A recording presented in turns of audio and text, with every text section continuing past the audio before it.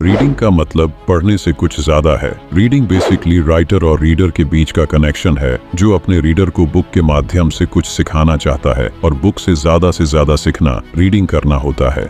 Reading में इतनी काबिलियत है जो अपनी जिंदगी बदल सकती है। अगर आप बेहतर रीडर बनाना चाहते हो तो ये वीडियो आपके लिए है, तो इस वीडियो को लास्ट तक जरूर देखिए ताकि आप भी एक अच्छा रीडर बन सके। तो हाँ, इस किताब का नाम भी हाउ टू रीड बुक है, जिसे लिखा है ऑथर मॉर्टिमर जे एडलर और ऑथर चार्ल्स वॉन डोरेन ने। इस बुक में कई चीजें बताई गई हैं जिन्हें आप अपनी रीडिंग में अप्लाई करके एक अच्छा और इफेक्टिव रीडर बन सकते हो। इस किताब में बताया गया है कि लर्निंग दो तरह की होती है। वन, इंस्ट्रक्शन लर्निंग, जिसमें हम ज्यादातर दूसरों से सीखते हैं। जैसे अगर किसी को आपसे ज्यादा नॉलेज है तो उससे सीखना, जैसे हमारे टीचर हमें पढ़ाते हैं, उसे ही इंस्ट्रक्शन लर्निंग कहते हैं। टू, डिस्कवरी लर्निंग, जिसमें सेल्फ लर्निंग होती है, मतलब खुद रिसर्च करके खुद से सिखाना होता है। इसके वजह से अपना दिमाग काफी तेजी से विकसित होता है। इस किताब के अनुसार रीडिंग के 4 लेवल्स बताए गए हैं जिनको डिफिकल्टी के हिसाब से रैंक किया गया है। 1, एलिमेंट्री रीडिंग, ये एक बेसिक लेवल है जो हमें प्राइमरी स्कूल में भी सिखाई जाती है, जिसमें ज्यादातर फोकस पेज पर लिखे अलग अलग शब्दों पर होता है। अगर आप उन शब्दों से बने सेंटेंस को समझ पा रहे हो तो आगे बढ़े।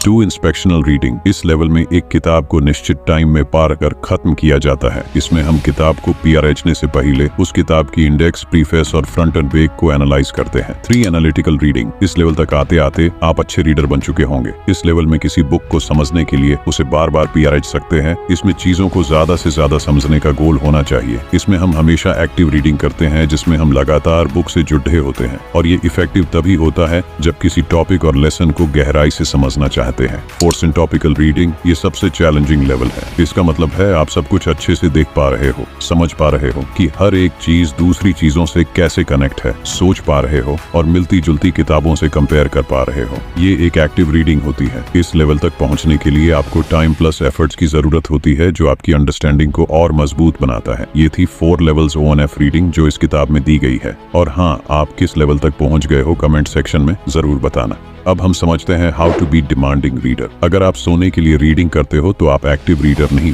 अगर आप किसी बुक को एक्टिवली पढ़ रहे हो तो आपको कभी नींद नहीं आएगी। और हाँ, नोट्स बनाना और राइटिंग से आप अपने थिंकिंग प्रोसेस को मजबूत बना सकते हो। अब ये 2 प्रकार जान लो। 1, प्रॉफिट रीडिंग, यानी किसी भी बुक को रिक्वायर्ड जानकारी प्राप्त करने के लिए उसे एक्टिवली पढ़ना होता है। 2, प्लेजर रीडिंग, यानी रीडिंग फॉर प्लेजर। अगर किसी किताब पढ़ के आपको कभी बोर नहीं होता या बार बार पढ़ने का मन करता है और मजा आता है, उसे ही प्लेजर रीडिंग कहते हैं। अब हम एक्टिव रीडिंग करते हैं या नहीं, ये कैसे पता करें? 1, आपको पता होना चाहिए बुक किस बारे में है, बुक की सेंट्रल थीम क्या है और ऑथर उसे किस प्रकार दिखा रहे हैं। 2, उस बुक में डिटेल में क्या समझ आया जा रहा है और उसे किस प्रकार एक्सप्लेन किया जा रहा है, मतलब मैसेज ONF द बुक क्या है। 3, क्या ये बुक पूरी तरह सही है या फिर कुछ हिस्सा सही है। 4, अब आपको इस जानकारी का क्या करना है, इस बुक को पढ़ के आपका क्या फायदा हुआ और इसका आपकी जिंदगी पर क्या असर होगा। और ऐसी चीजें जिनका जवाब उस बुक में नहीं था, तो वो कौन सी चीजें थी। अब इतनी सारी चीजें करने के बाद अगर आपको किसी किताब का कोई पॉइंट सही नहीं लगा या आप ऑथर से सहमत नहीं हो तो आप बुक को क्रिटिसाइज कर सकते हो, लेकिन उसके पहले इन चीजों को ध्यान में रखे। किसी चीज को बिना समझे जज ना करे। पहले उन चीजों पर ध्यान दे जो आपके लिए यूजफुल हो सकती है। उसके बाद जो चीजें आपको सही नहीं लग रही है उनको क्रिटिसाइज कर सकते हो। आप क्लियरली बता सकते हो कि ऑथर ने क्या गलती की है और उस जगह पर क्या होना चाहिए। इस तरह आप पॉजिटिवली अपनी बात रख सकते हो और अपनी समझ को डेवलप कर सकते हो। रीडिंग से आपके दिमाग की ग्रोथ होती है, इसीलिए ऐसी किताबें पढ़ें जो चैलेंजिंग हो और पढ़ते समय आपका दिमाग स्ट्रेस ले। अगर हाँ, आपको कोई भी किताब पढ़ने की आदत नहीं है तो पहले उन किताबों से स्टार्ट करो जो तुम्हें अच्छी लगती हो। किसी के लिए वो किताबें स्टोरी बुक्स भी हो सकती या कोई भी छोटी यानी 10 या 20 पन्नों की भी किताब हो सकती है। लेकिन हाँ, रीडिंग स्टार्ट करना जरूरी है। हर रोज मिनिमम 10 मिनट रीडिंग जरूरी है। ये आपके नॉलेज के साथ साथ मेंटल हेल्थ के लिए अच्छा होता है। और भी कई सारे फायदे हैं जो बताते बताते वीडियो लंबी हो जाएगी।